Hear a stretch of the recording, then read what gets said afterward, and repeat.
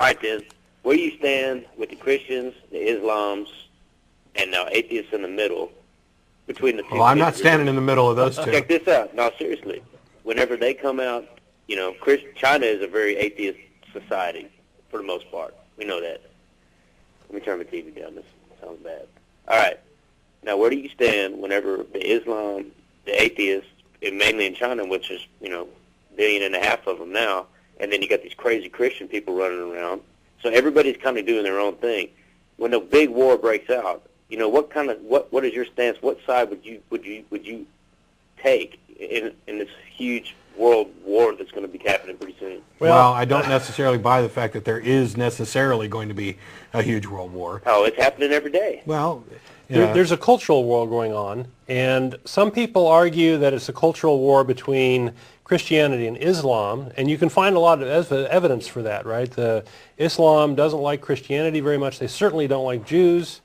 Then we're going and mucking around in the Middle East, and that's not making things any better. So there's a lot of tensions there, so I see that. There's other people who argue that there's a cultural war going on between sort of people who believe in gods, or the people who want to who buy into these holy books and such, versus people who are sort of modern and putting their stock in science and reason and that sort of thing. And there's a lot of tensions going on there. So and so we're definitely on sort of one side of that holy war, or that war, if you will. Side. And we sort of view Islam and Christianity kind of in the same light. They both have holy books, and they both can't agree on their story. They both worship the God of Abraham, and they both have this idea that you should sell out your fellow man to curry favor with God, because God will give you sex in the afterlife or whatever, right? That's bullshit. And and we just look at it and think that's silly, and it would be laughable if it wasn't so much a part of reality and so much a part of the influence in our culture and the tensions and the real wars that are going on.